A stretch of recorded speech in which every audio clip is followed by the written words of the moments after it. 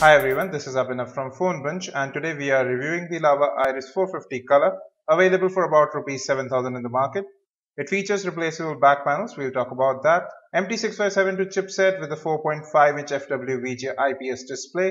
You have a dual-core processor clocked at 1.3 GHz, Mali 400MP GPU, 468 MB of RAM out of 512 MB is available to the system, 1.3 GB of internal storage, 5 megapixel primary camera with LED flash, no autofocus, and a VGA front-facing camera. You have a 1800 mAh lithium-ion battery, an accelerometer, proximity, and light sensors all are working fine. Now let's get to the build of the device. On the left you have the volume rocker, which is actually a bit mushy and it wobbles around a bit too. And you can see the design language of the phone. It has a curvature. At the top you have the 3.5mm audio jack as well as the micro USB data syncing and charging port. On the right you have the power lock and unlock button, which is again a bit mushy and does wobble a little bit as well. At the bottom you just have a space to open the back cover. Moving to the back, you have a 5 megapixel fixed focus camera with LED flash, Lava branding right there. At the bottom, Iris 450 and the speaker grill, which is actually flush but does not touch the surface since the phone has a curvature. The back looks really neat. It comes free within the box. You also have a white one, so you can replace this, and you can also get back covers that are available in the market. Now let's open up the back cover to have a peek inside. The back cover is relatively easy to get open, just 2 or 3 clicks. It's really solid, it doesn't bend or flex even a little bit. On the inside you can see the 1800 mAh lithium ion battery right there. At the top you have the first SIM card slot, which takes in your 3G SIM cards, your micro SD card slot in between, and the second SIM card slot on the right. The insides are laid out pretty well. No moving parts, just the way it should be. Now let me put on the white cover so that you can see how that looks as well. The white one actually doesn't have the matte finish as the blue one. So it's glossy, but it doesn't attract that many fingerprints. Coming to the front, you have 3 capacitive buttons which are very well hidden. There's no backlight bleed. You have a 4.5-inch IPS display.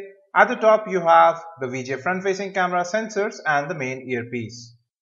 The top and bottom bezels should have been a little smaller. The sides are flush with the front panel. So if you have a screen guard on, it actually cuts into your finger a little bit. So it feels a bit rough there. Next up, let's talk about the display. It has good viewing angles. There's very little distortion in color or brightness, but actually the saturation levels are a bit low. The display looks a bit washed out. I'll just change some wallpaper so that you can have a look yourself. The colors actually don't tend to look that bright, and the display is not that viewable in direct sunlight as well. Now let's come to network and call quality. This is a default dial interface. You have 3G video calls available here too. A very stock Android experience here. Let's get into settings. There are some features here. So you have an automatic call recorder. So all your calls will be automatically recorded and stored on your SD card or default write storage. Now let me make a call. I'll show you some features. So you can see the call has begun recording automatically. On the left you have an option which you slide, you get into the notes application. So you can add a note while you are talking to a person. But this would be handy if you are using a headset. This is the default keyboard again, nothing special here. It doesn't have the swipe capability of the new AOSP keyboard. And well, you can stop the recording also by just tapping on the menu button, and the recording would be saved right there and then. Just like that. Coming to connectivity options, you have Wi-Fi hotspot, USB tethering as well as Bluetooth tethering. In dual SIM settings, you can customize which SIM you want to use for voice messaging as well as data. And you can customize particular SIMs as well, especially their name if you want to differentiate that. Then you have roaming reminder, which will tell you that you are trying to make calls on a roaming network. Now let's come to the camera. It's a default MediaTek interface. You have HDR panorama as well as smile shot. No autofocus here. Coming to settings, you have your different scene modes, color modes, and you can use your volume key as the shutter button or the zoom key, whichever you want. Zero shutter delay should be turned off. It makes the UI very laggy. Continuous shot is your burst mode. You can take up to 40 or 99 shots. Coming to video settings, you can record up to maximum 720p. The flash on the phone is utterly useless as well, just as every other phone in this segment. I'll just show that to you. It's not bright and it doesn't help even a little bit when taking shots at night. Now coming back to the camera interface, I'll just show you the settings for the front facing camera.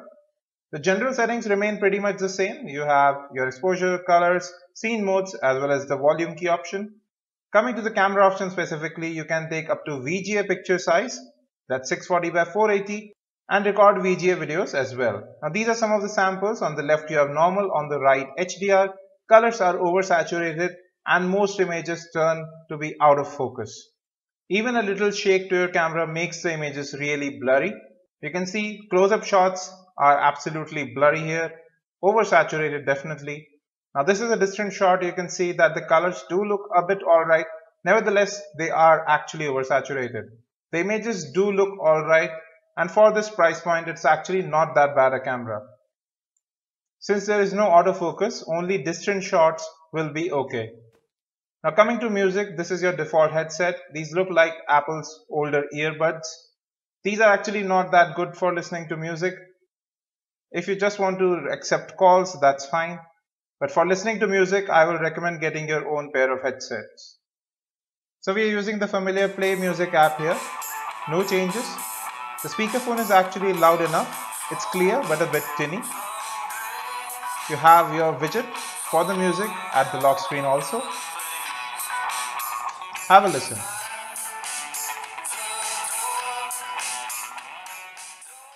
Now this is the FM radio app. It can find channels very quickly. We didn't have any issues with network.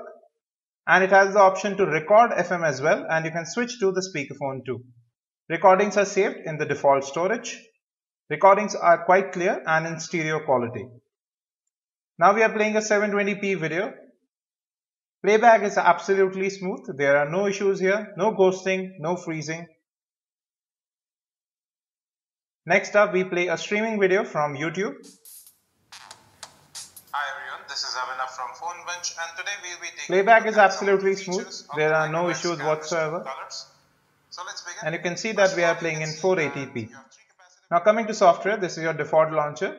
Not much customization has gone into this phone. It's almost an entire stock experience. You can see the different toggles.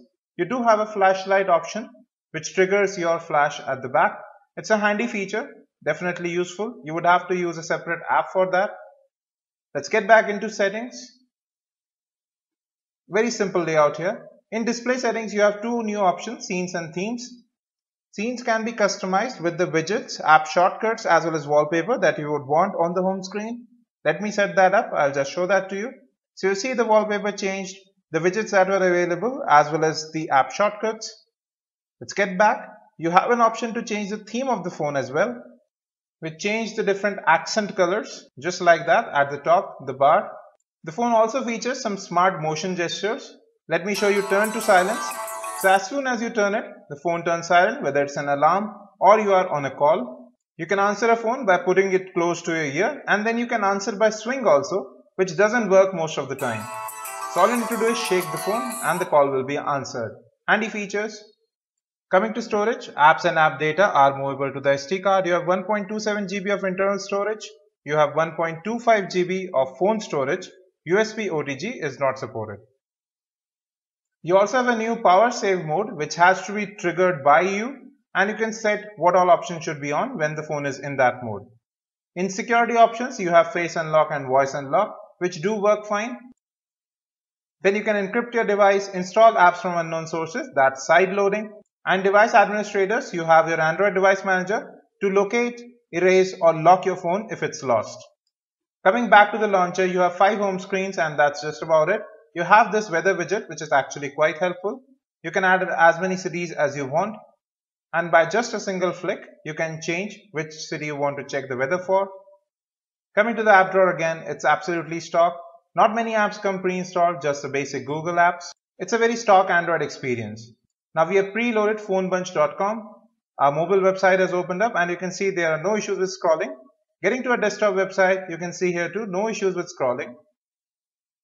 The text does reflow very slowly and pinch to zoom is not smooth at all. You can see it takes a lot of time for the text to reflow, but the display is actually quite sharp. Now coming to general performance, there are no issues here. The phone performs quite great. There is no lag in the UI, being stock of course. Even while playing games, we found that most games were playable, although frame rates were a bit low for some of the games. And you can see there are no issues with touch response as well. Apps open up very quickly. The phone has just 512 MB RAM, but it performs quite well even then. The display, as I have said, has good viewing angles. It is a bit undersaturated. Nevertheless, it still looks quite good. Talking about battery life, you can easily churn out 1 day of usage with this phone. If you are a moderate user, you can even get more than 1 day. The phone has excellent build quality, good design. The replaceable back panels do add a design flair, and the phone actually is very good to hold in the hand. The camera actually is nothing to write home about, but this phone costs just about Rs 7,000, and for that you get a great looking device, excellent build quality, a free magnetic flip cover which can be also used as a stand for the phone, but it needs to be stuck on the back cover. That's a disadvantage. And you also get a free back panel within the box. It's blue in color, turquoise to be exact, and you can get more from the market to customize this phone. It looks neat, it performs quite well. Gaming is definitely not its forte, but it's definitely one of the better phones that you can get in this price segment, especially if you are looking for something that looks good and works great. Well folks, that was the review of the Lava Iris 450 color. You can watch its unboxing, gaming review as well as benchmarks from right here. If you have any questions, just hit us in the comment section. Don't forget to subscribe, like and share the video. It really helps. Thanks for watching and have a great day.